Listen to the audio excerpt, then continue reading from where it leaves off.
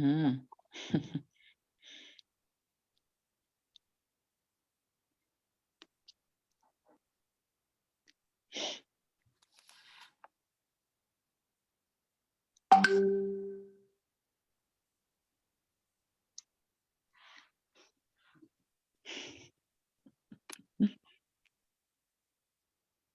Okay, just making one final change.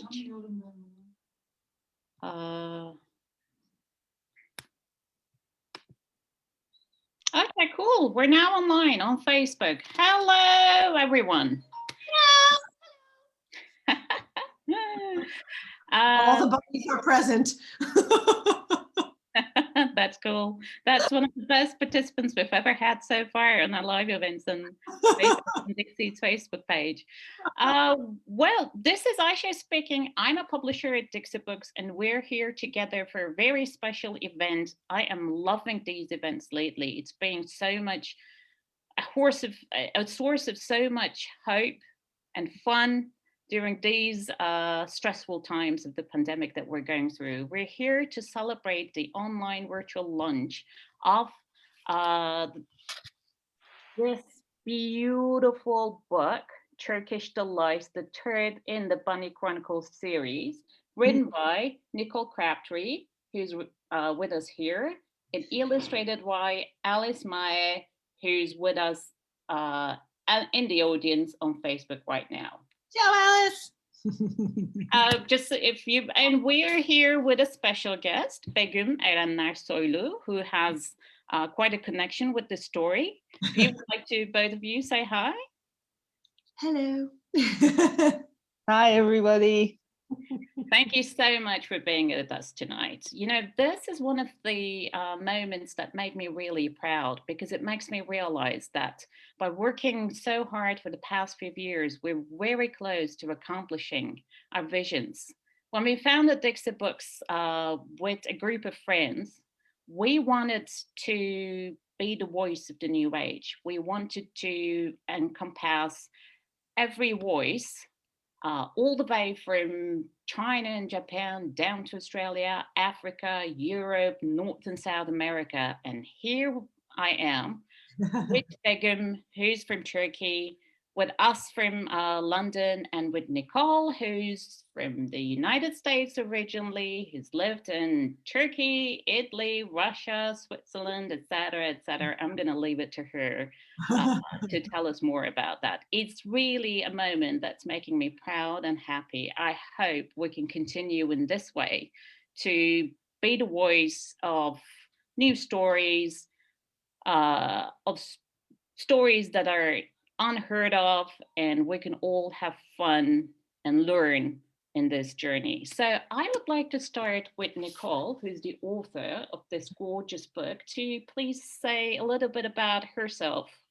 Okay. Well, first, welcome.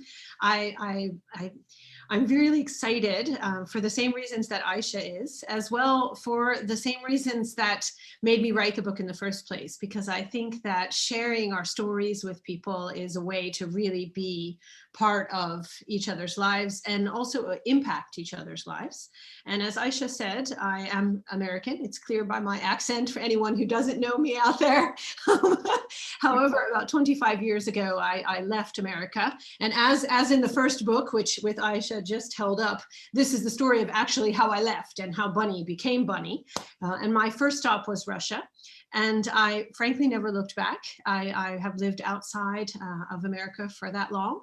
10 years in Russia, 7 years in Turkey, about a year in Italy. And now next month in April, it's 14 years I'm here in Switzerland, in Italian-speaking Switzerland. So that's a little tiny bit about me and where I am now and how I got here, at least geographically. That's awesome. And Begum has a very, as I said, has a very close connection to the whole story. Can you please tell us a little bit about yourself as well? Sure. First of all, congratulations, Nicole. As the writer of the book, congratulations, everybody who has put their love, their energy and time in the book, including the editor, the illustrator, whoever, whom I've never met, but somehow is here with us tonight. So I was educated as a language teacher, as a TEFL teacher, teaching English as a foreign language, and I taught at various different schools, private language schools, as an English teacher, and I taught Turkish to foreigners. And our friendship with Nicole goes back. We have a deep history in every sense. And for me, the schools, private language schools, as an English teacher, and I taught Turkish. The summary of the connection with the book is when Nicole came to Turkey the last time. Nicole and her husband stayed at the campsite that was next to our house. So they were good neighbors to us, the camp owners, and she was so inspired of many things while she was staying there. And yeah, the real story, actually, yes, with the birds and everything there, has become a book. And it's amazing. I'm very glad it has this kind of a real story has become such a colorful and inspiring piece of creation. Absolutely, yeah. It's a really big piece of creation. There's a lot of hard work in it. Usually when you look at a children's book, this is like 48 pages. So, you say, it's a children's book, but there's a lot of work. One of our writers, Joy from Canada, she wrote an adult book, and her book was released, Flying the Nest. It was released in November 2020, last year.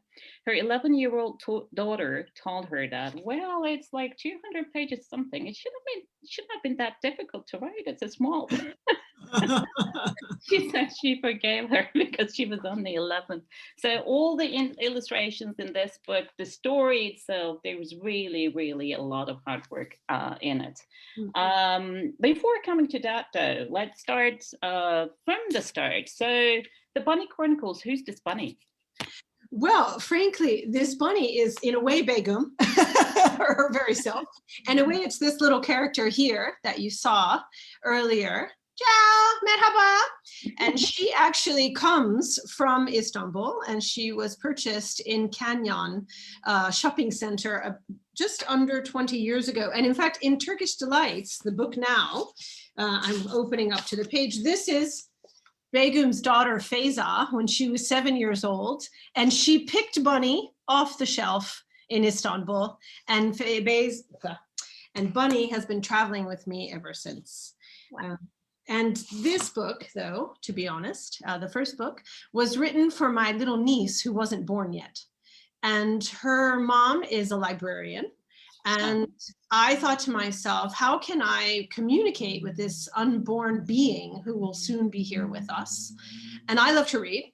Her mom's a librarian, so I, not knowing anything, jumped into writing a story. It's super short. It's the shortest of the series because it was really like getting training wheels on a bike. And Alice joined me for the ride. And it's really lovely. Also, when you look at the illustrations, you can also see the evolution of the story and the evolution of Alice as an illustrator. So as you said, a lot has come together. And I want to mention just briefly for 1 second, also a dear friend who lives here in Switzerland, another American woman named Carol, has been an incredible resource as an editor, because by the time I got to this one, I really needed someone else to look at it besides me. I understood that, like you said, Ayse, it's only 40 pages, but it requires someone to look at it who has the capacity to craft words and to understand not just the words, but the essence. And Carol went an incredible long way to make the book, I think, the best of the three in reference to its whole composition, Alice's illustrations, the story itself, and the fluidity of the language. Absolutely. So how does it make you feel when you're writing? Well, scared. When I wrote the first book, honestly, I was super scared because I had no idea what I was doing. And I've wanted to write my whole life. Some would say I've been writing since I was born. I've always been writing it some way or another. And my late father gave me my first laptop computer over 20 years ago when I was still living in Russia, and said to me, you know, here, go do it. It's your mission. So when the first one came out, I felt really like he had been vindicated for his belief in me. And now I go forward, and now when I write, I feel like I have wings. I feel lucky, and I feel part of something bigger, which is a little bit what you said, Ayse. And you know, it's a chance to share a story. Absolutely. So, well, these books, the Bunny Chronicles, Turkish Delights, even the second one, the Magical Book, they were going to pretty much in the houses of, well, so many different countries. In fact, A lot of different children are reading it. They're holding it in their hands. They're looking at the illustrations, which were done collaboratively. They're reading your words. What do you want them to feel or to learn or to get out of it? well, I've been reading since I can remember. I can't remember not reading, to be honest. And I think every child gets something different out of reading. I mean, for me, reading was really wings. Since I was a little girl, my grandmother calls me a gypsy, and, you know, always told me that I was, you know, going to fly off somewhere. And I think books are the first wings we have for me. And when you say, what do I hope? I just hope every child, every person who reads the book gets what they need from it. And, you know, whether it be fantasy or grounding or inspiration. And I think that reading a book is, I'm part of a book club here in Lugano, an adult book club. And I always say that the women in that book club have saved my life, because the chance to share reading is a chance to share whatever state you're in, whatever age you are. It's an opportunity to share your ideas and also learn about other people and other places and other states of being. So I would hope that if in any way the books can inspire someone. And fundamentally, for my niece, Annabeth, I hope that they give her a chance to know me, because she's 3.5 and I still haven't met her. So I hope the books give her a moment to think maybe who I am far away.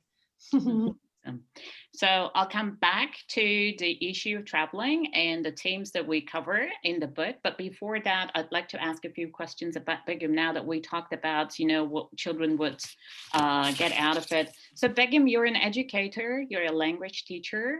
What do you think about these books, like in order to, for example, employ in a classroom setting for for extending children's capabilities in terms of creative writing, language learning, etc.?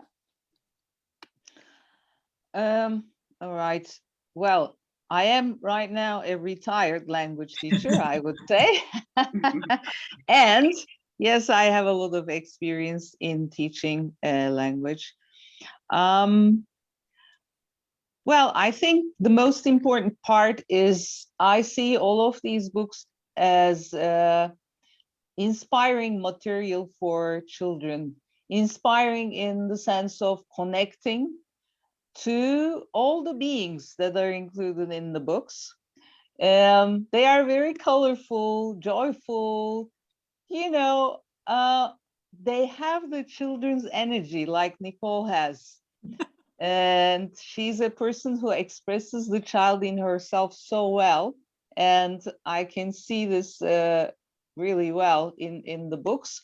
And also, you know, the traveling part, meeting different cultures, different people, it's kind of welcoming, inviting, loving all the creatures or all the beings.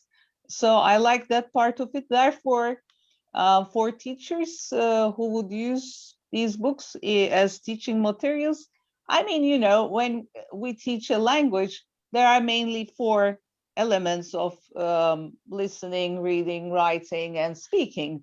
So depending on which one they are doing, many techniques can be derived, you know, with the inspiration of the book and the places and the culture. And yeah, I mean, it's up to the teachers. I might have some specific suggestions, but I think this is a more detailed subject, would be a more detailed subject between maybe me, if anybody wants any suggestions, and the teachers, because it requires, you know, professional approach. And I think, yeah, it could be used as an interactive way to connect with the children. They would be happy to be a part of the whole story. They can write their own stories even. They can go to these countries, you know, with no limits whatsoever, unlike what we are experiencing at the moment in the world. Maybe we don't need flights, we don't need planes to go to other places. And yeah, these books would be a means, you know, and as we know, children have an amazing capacity of dreaming and creating their own reality. And I really hope all this work, this time and energy you have all put into these books will work, you know, in a classroom environment too. Yeah, I want to add, Ayse, just briefly, because I think two people might also be listening in the audience, that I had an opportunity to share the first book with a school locally here, not far from where I live in Bellinzona.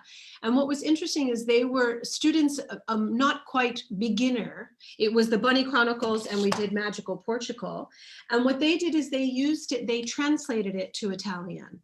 And they were, I think, 12-year-olds, I want to say. I'm terrible with age, but I think that's right. And they used it then as also a tool to understand their own language in another language, because they talked about the nuances and the essence of the words as opposed to a direct translation. So I was really happy to work with the teacher there at that school, and grateful for a chance to try out, because Begum actually helped me to make teaching materials for these books. And so they're also available to the teachers. So it has so many angles, as Begum said, to be approached from. And I appreciate that Begum, of course, sees it from the angle of culture and the idea of traveling, not just with a plane, but with your mind, with your imagination. And I just want to add one extra, because I'm super excited. Because I love food, the books also have recipes for the children. And the Turkish one is by our dear friend Ezra, and that is so that the children can make these recipes themselves. And also in Magical Portugal, we have our favorite restaurant here is run by a Portuguese man. And so he, of course, gave us a recipe for what the children can make. And also in the Portugal book is a Portuguese woman. So as Begum said, there's lots of angles for entry for teachers if they want to use the books as well. Absolutely. You know, as a publisher, I've been in a lot of classroom environments where teachers are using this kind of picture books as supportive teaching materials. And it's really amazing how children come up with different ideas. You know, they have their own world of imagination and fantasy, one which, you know, you would prefer, you would wish that was the actual reality. It's unbelievable what they come up with.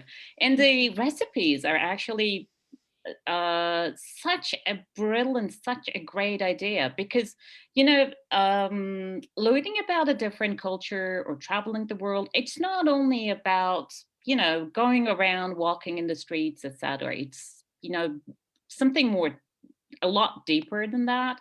And food is one of the key elements of a culture. So we come closer when we talk about food. We come closer when we cook together or share recipes with each other. So having said that, it might be a nice idea to hold some other live events with children where we all try to cook menemen, which is at the end of Turkish Delights, or the Portuguese, was it paella? Petisco, sorry, the Portuguese rice croquettes with heart of mozzarella. Yes, that one's really. That might be a really, really very good idea. Pardon, I just want to add also in the book, because when my husband and I travel, of course, he being an Italian at heart, Swiss Italian, and me being just a foodie, food is a huge part of our traveling. And whether we're in the grocery store or in the market or at our favorite places to eat, we're really traveling with eating as one of our main reasons to travel. And in Turkey, that's a super easy thing to do because it's, I mean, the cuisine just lends itself to luxuriating over food, especially breakfast. I was going to ask which one was your favorite? Well, menemen is actually my husband Claudio's favorite food in Turkey, and he doesn't eat breakfast, but when we're in Turkey, if there's menemen on hand, he's perfectly happy to enjoy a breakfast. Oh, awesome. Well, I have first-handedly experienced your expertise in eating. When we met together at the Bologna Book Fair, we went to a restaurant. I've been to Bologna for many years now because of the book fair. That was the single best one I've ever been to. So thank you very much and congratulations once again. So let's just pause a little here. I would like to share my screen now and show our friends here who are with us now a very short video about Bunny and her adventures. Just bear with me 1 second. No, I can't find it. There you are. Ciao, I'm Bunny. Join me And me, barely. for our latest adventures. This time, we are in Turkey, and our always smiling friend, Peachy, Ciao Ciao, joins us for the first time on holiday. On this trip, we are based at Kök Camp on the Turkish seacoast. Come with us and explore the ghost village Kayakoy. Eat your first shaved ice from the mountaintop at the colorful local market, and ponder the question of home with Emery the Birdman and his magic birds. While you are here, you can check out Magical Portugal and Bunny's origin story too. Let's go! Well done. Congratulations. Well, I need to definitely say that video was a collaboration between Begum's son, Kenan, and Alice, the illustrator of the book. And watching it brings tears of joy to my eyes because it reminds me exactly of what both of you have said.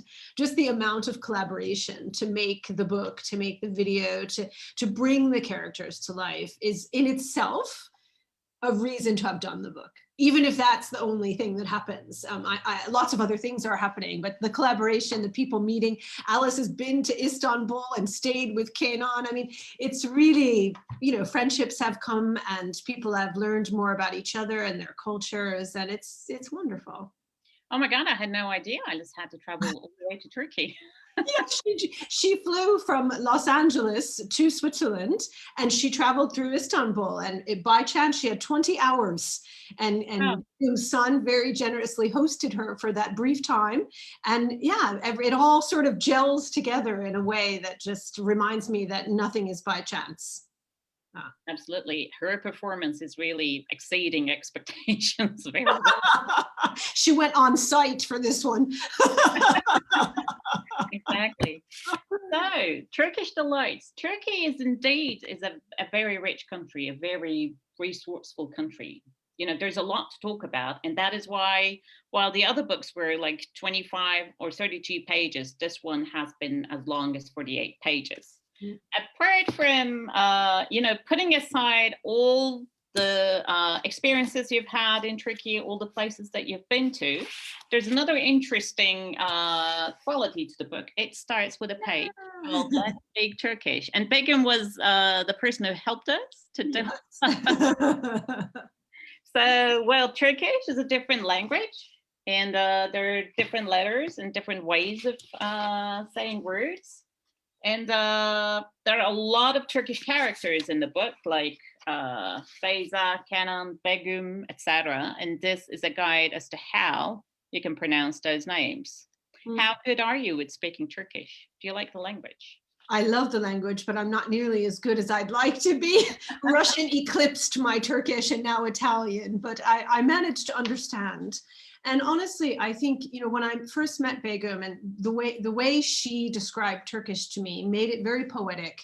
And I personally think that Turkish has some of the most beautiful idioms, incredible ways to express gracefully and with incredible diplomacy. So when you actually suggested, Ayse, and in fact, we're here congratulating and thanking everyone. Ayse, I absolutely must make a point to thank you, because, you know, without you and Dixi Books, these 3 books never would have saw the light of day. So your belief in me, in us, and also in, as you said, taking on projects like this. I mean, Begum has been quite humble. She hasn't spoken yet about the Baykush school. However, it is one of the links why all of us fit together, if you will, because this idea of sustainability and wanting to contribute to the world being a joyous, loving place where people can live peacefully, whatever's happening, really is why I was attracted to Dixi Books.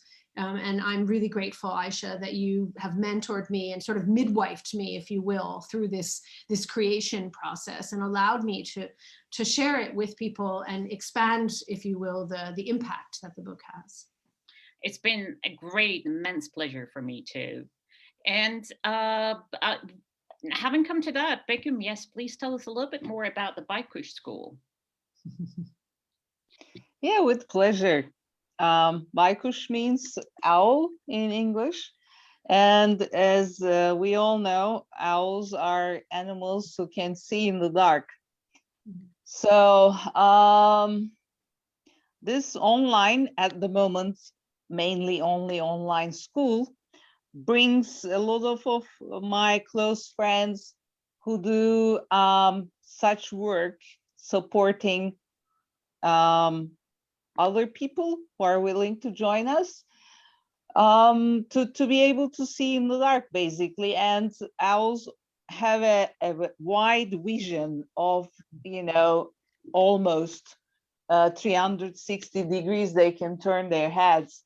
So instead of concentrating on maybe the superficial happenings in the world, seeing them with a broader and maybe a more open mind and with a more open heart,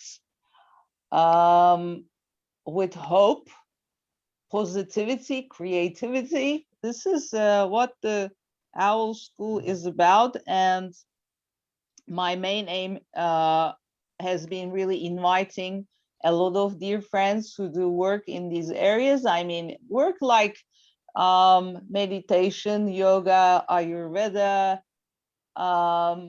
any kind of, actually, I would say, work that connects us with nature, with ourselves. That would be the main denomination, actually. So I started the online school just together with when the pandemic started. It was not a coincidence. It wasn't anything I planned. Like, I didn't say, let's do the lounge or, you know, start this school in March, but it just happened that way. And at the moment, well, mostly in Turkish, but there are some English sessions, or we call them journeys too. And yeah, we have a website and Instagram and Facebook page that we just announce the journeys, and people just join in. And at the moment, it's only through Zoom. I mean, we had 2 gatherings, physical gatherings as well, and we will have a few. And my dream is actually to have the actual school, this alternative school, in a sustainable kind of way, on a piece of land in a rural area. And I'm going to do that, hopefully. So this is all about the school. That's great. I just want to say that I've had the opportunity to be part of the school in reference to English conversation. And in fact, I've had a chance to meet the 2 most extraordinary young Turkish women, one living in Paris and one living in Ankara, both committed to the sustainability in their ways. And again, you know, the expansion of the impact of these things. This is really, Ayse, what you were talking about when you said why you wanted to start Dixi Books in the first place, to connect and touch people so that we can see that we are all connected. You know, we're here talking about children's books, and still there's all these other points of connection we all have. And it really, it's, as you use the word hope, you know, it's super hopeful and really inspiring because there's a place for everyone. It's just a matter of finding your slot. Yeah. Exactly. Having said that, it brings me a thought. You know, so this is mainly about traveling, different cultures, different places, etc. But it has a lot more central themes, which actually answers to adults as well. But it makes me ask this question. We always ask about whether the destination is important or the journey. But then there's actually one more thing, one more angle to the question. Perhaps it's the company that's even more important than either the journey or the destination. Because what Bunny and Barely and Pitchy represent here is actually their company. We're all lonely souls, and we all look for companionship. We all look for a purposeful and meaningful connection, be it with friends, be it with other people, be it with the nature, you know, the non-human parts of nature. So I think it's something that is really, really very essential that the book is representing. Would you like to comment a little bit on that, Nicole? Well, from its inception of the first book, you know, written entirely for one being, you know, I always say I had an audience of one and she didn't even exist yet, but I wanted her to feel welcomed when she arrived. Yes. And then it just grew into the idea of, you know, my husband and I really do take these guys around with us when we're traveling. I mean, Bunny's falling to bits, in fact. And just like it shows in the book of Turkish Delights, we did take Peachy with us because we had a little extra space. Yeah.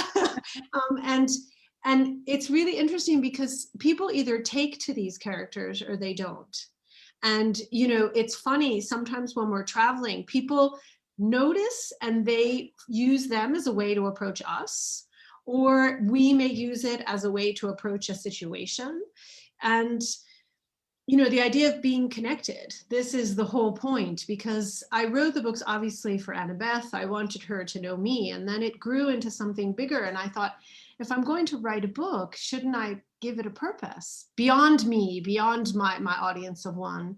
And it happened kind of by accident, really, honestly, when I was writing Magical Portugal, and I thought, well, what are they doing there? Like, what is it about? What is it? Yes, there's Tia Maria, there's all this wonderful caricature of people, but what message might the books bring? And in fact, in Turkish Delights, the message is what is home, and home is about where the people we love are. And, you know, I've lived all over the world, and still when I think of home, I don't think of a place, I think of people. So I sort of carry you all with me where I go, and when I need to, I conjure you up, and sometimes I can conjure you up through a physical little character. But sometimes, you know, one of my dearest friends, when I first left America, he said to me, "All I want to know is what are your impressions? Like, that's what you can take with you. Who are the people you meet, and what impact do they have on your life?" And you know, that was 1996. And I still, when I go to a new place, I think about that. Or now when I return to a place, I think about that. You know, who are the people that populate?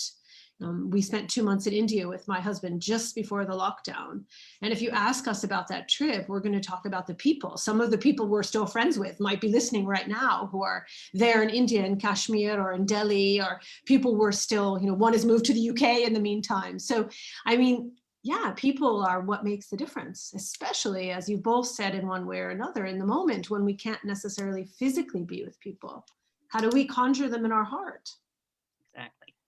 So we can't tell everything that's happening in the book, but in one part, you're talking with Emre the birdman, who's feeding birds or looking after them. And then you're visiting Captain June, who's looking after the caretas. And then on page 41, we have you're addressing the theme of what is home.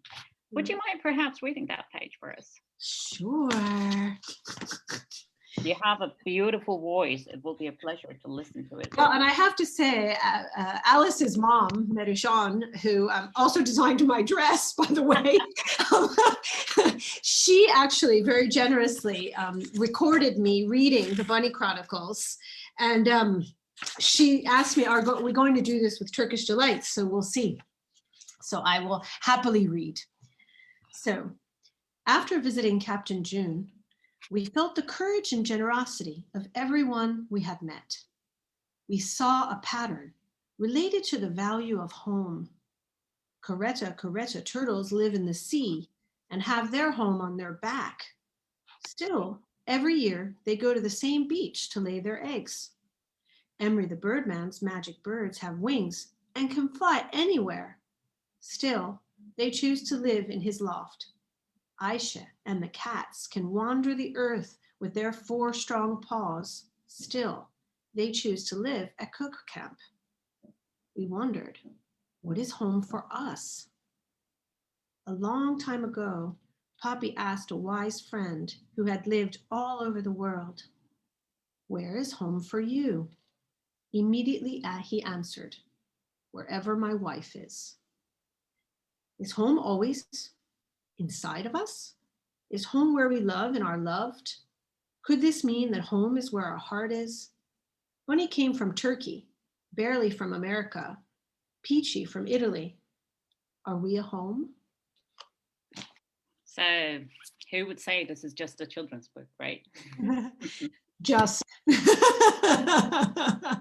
So are there any others that are on the way? I mean, we've been talking a lot about Bunny, but there's a second character here. There's Burley as well. Does he deserve to perhaps have a voice too?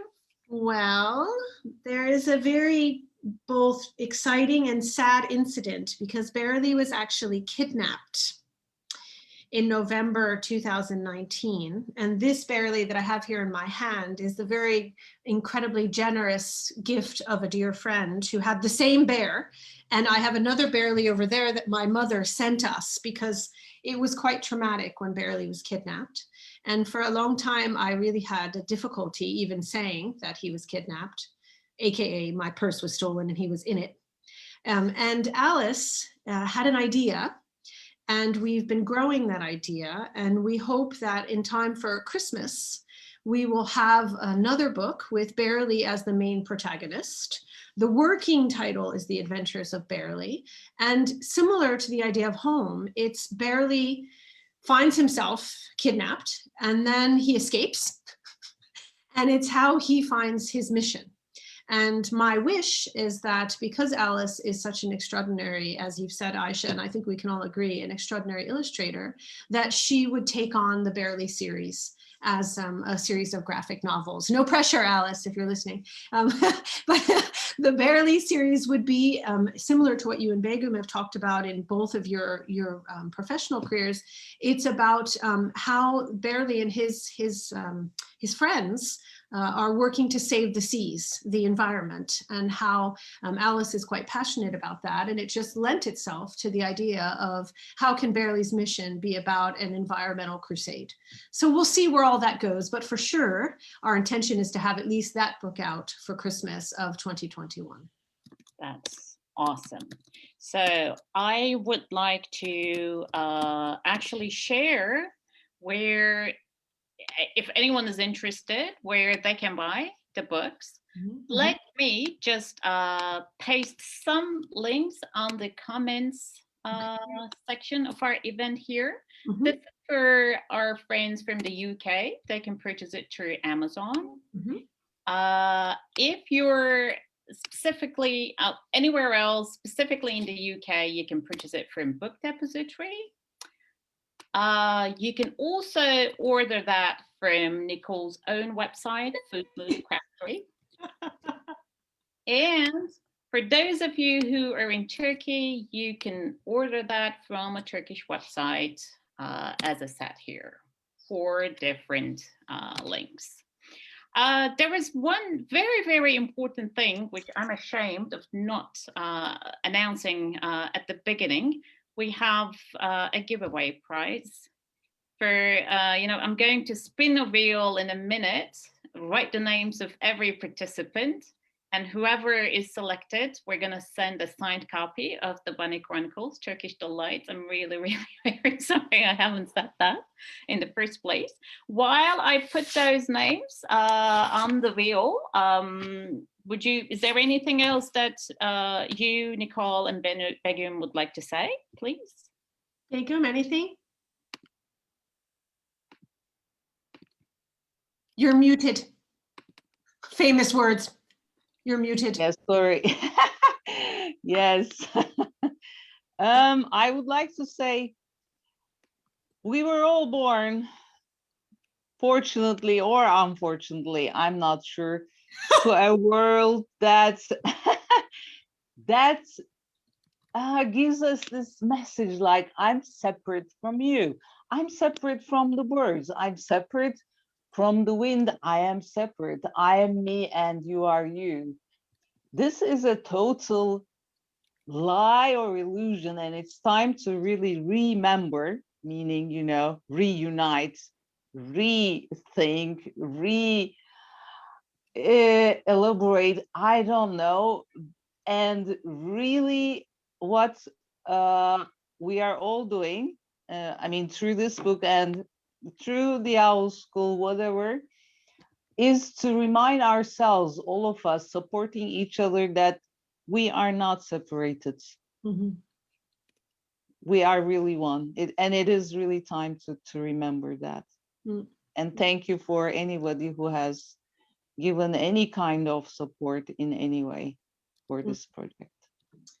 Thank you, Begum. Thank you so much. Because in fact, this is the idea of the book. Yeah, I wanted to unite with a little being, and that unite with her was a chance to expand and be in contact with many people and share with people. And I met Ayse, and then we went to Bologna with Ezra, and then Alice did. I mean, all these people are interconnected. And really the idea, when Alice showed me the last images for the Barely book that's coming, I really wept with the idea that it was a closure of, he's there, we're connected. And as Begum just said, we are connected. Even, it's very funny that it sounds like it's a, how do I say, a wishy-washy idea. But I actually think that during this period of COVID, when we do feel isolated or disconnected, it's been an opportunity to realize just how connected we are, because everything that's happening around us is affecting all of us in different ways. And when we recognize that we're connected, there's something strong, there's a bond, there's a way to go forward, even if you're ill or someone you love is ill or you've lost someone you love. Or if you just can't see, I have friends who can't see their children or their grandbabies or their mothers or fathers, and we can still be connected. And living 25 years out of my own country, for sure, these books unite me with people and with ideas. And as Begum said, it's just a reminder. And I didn't set out for that reason. I really set out for an audience of one. And I could have imagined that there'd be a lot more to it. But I couldn't let myself, because I would have been too afraid. I would have been too afraid to do it wrong, but because I just focused on the one person I wanted to do it for, then I was able to very naturally and with incredible pleasure realize that I was doing it for everyone who read it, whether I ever meet them or not. Because as a person who loves to read, as a child who found so much happiness and peace and escape sometimes in reading, I realized that for me personally, books do what Begum is saying. Books unite me because books remind me, even if it's a fiction novel, even if it has no message whatsoever, it's a reminder that I'm not alone, that there's always someone else there. There's always some other idea, some other culture, some other story. And at the end, we're just a bundle of stories. So sharing our stories is to remind us that we're all together. Absolutely, absolutely. Well, it's been a lovely evening, ladies. Thank you very much. And thank you very much for everyone who's been watching us at the moment. The video is going to be here on Facebook, so you can always come back and see what we've been talking about. Now is the exciting moment the Wheel of Names. I am going to share my screen once again. I'll go to the Wheel of Names. I have written everyone's name here. Ooh, how exciting. I'm Now excited. I'm like- not even on the wheel. Let's see. Simon Peter, congratulations. Now, Ayse, can we also put in the comments at some point the Baykush School link, and also my link? We didn't talk about it because it's just such a part of me, but I have a blog called FOODMood because food really is a huge part of my life. And you can, as you said, Ayse, you can get the book there on my blog, and also just in case anyone's interested, that would be great if you want to check it out. Yay, Baykush. This is the correct website, right? Baykush. Yes. Technology, I know so little about it, I have to be honest. And there we go, that's me. Voila, you are what you eat. Emotionally and physically. That's true. You're what you eat, you're what you read, you're what you speak, you're what you hope for. Okay, once again, thanks to everyone. I hope to see you all again in our next. How could we forget that?